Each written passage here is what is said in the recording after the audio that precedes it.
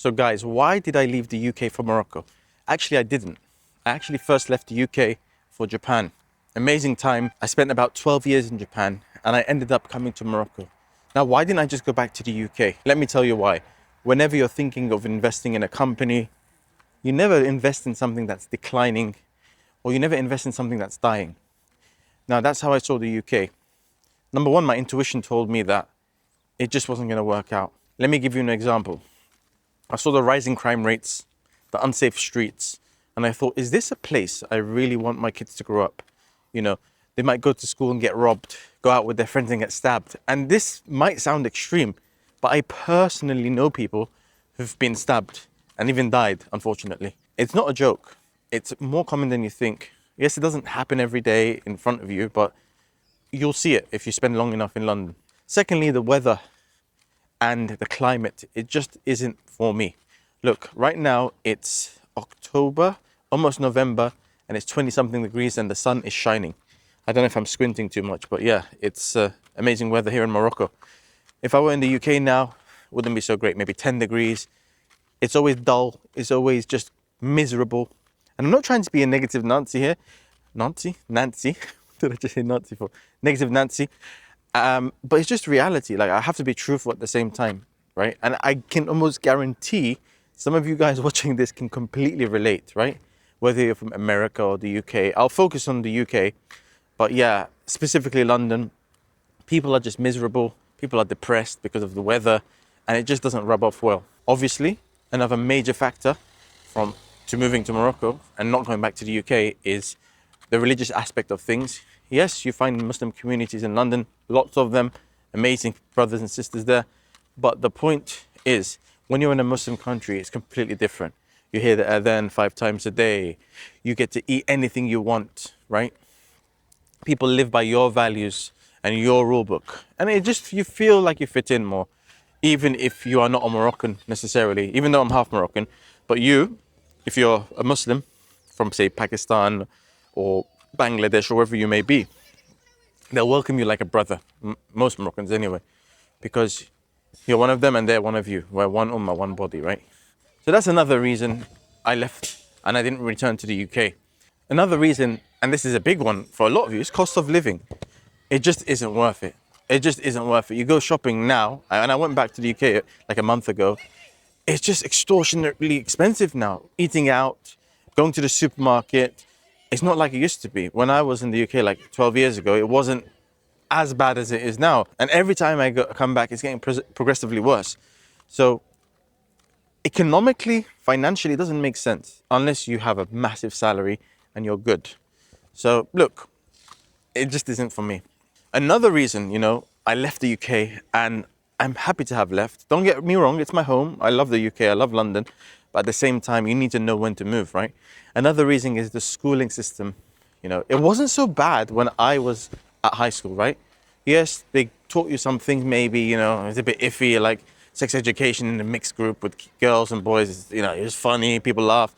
But now they're teaching you this whole LGTV and, a man is a woman is a man, rainbow flags everywhere.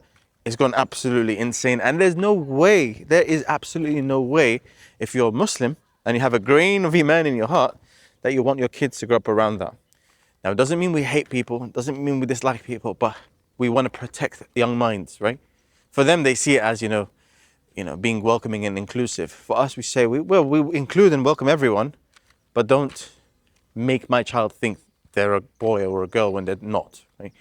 And I'm not saying they force it, but it leaves kids confused. Look, I have family members who are in the UK school system, right? And they tell me that one day their friend comes as a lesbian, the next day as bi, and the next day straight. It's a fashion. And it's out of hand, right? And it's not worth it. Now, this is another big one. And it wasn't so bad when I was in the UK. And that is the massive, massive increase in the far right. Right? So now the far right is gaining traction and the far right is starting to get more people because look, they see all these illegal immigrants coming in. You've heard the same thing, like give our country back. And I believe the same people allowing these illegals in are the same people who are funding the anti-Muslim sentiment. right? It's literally creating a storm for Muslim Islam hatred. Now, this is my theory, but if you look at who's funding these movements and who's in control of all these lobbies and stuff, and you know who has some traction and some nudging abilities when it comes to politics, I mean, it doesn't take a genius to realize what's happening. So look, there's a new party called the Reform Party, and if they end up getting the majority of the votes, you'll start off with illegals leaving. Fine, they're illegal. They're illegal. Well, what can we say? No, they're right. They should go back to their country. If they're just here for money and they're just leaving, why? Like, you can't just allow anyone to come in. I understand that, but it won't stop there, right? It will go step by step. People will get braver and braver. Don't forget, they're not following the rule book of Islam, right? They're following their own desires and their own democracy and their own people around them. They can make the haram halal. Killing people is bad right now, right? Eventually, it could become Nazi Germany. I'm not going to go there now. It takes time. It takes brainwashing. But don't be surprised if they start barring Muslims from restaurants or making halal food haram, right? As a Muslim, you really need to be thinking about this. Look forward. Don't look like what's in front of you. Because if you keep looking down, then maybe there's something right in front of you about to collide with you and you're like, well, I wasn't looking up. Now the question I have for you is, what are you doing to make hijrah and leave the UK? I chose Morocco. You may choose somewhere else. Whatever you choose, you should really, really consider it. Get your affairs set, make your money, and pack your bags, because you need to move. And I completely get it. You don't have to leave the UK like I did. It's still your home. You can still make it a better place. But what can I, one individual, do? And it's a bad mentality. I guess I could have some effect. Everyone can have an effect. But, you know, I'm not trying to be Batman or Superman. I'm trying to live my life, get through this life in peace, inshallah, with iman and goodness, and make it through this life. Oh, look, there's some horses there. This is why I love Morocco. Like, you don't see horses just randomly unless you're in central London and the guards. Anyway, let me show you. Hello, horses. Okay. Oh, look, it's tied up. It must be somebody's horse. Let's go a bit close. Just don't do anything to me, horses. Okay, I'm just human. I'm only a poor human. Oh, is that like the baby horse? I like it. Oh, I think it's injured. I think it's grazing. Anyway, that's another reason I left here. Because you get to see beautiful animals on the road. Not really. There are many other reasons I left the UK. Some of it is just vibes, you know. The vibes here in Morocco are way more relaxed, chilled. You're less stressed. It's less polluted. And people are just happier and more smilier. And they're willing to help you. The people, the quality of people here, in terms of kindness and hospitality, is higher. Is it perfect? No. I see some Moroccans thinking, wow, Moroccans are crazy. Why are you saying that? No, look, I'm not selling you a false dream. I'm letting you know, yes, in Morocco, you have so many issues, just like anywhere else in the world. But personally, this is my perspective, right? When you put it down on paper, what's a better life for me and my family?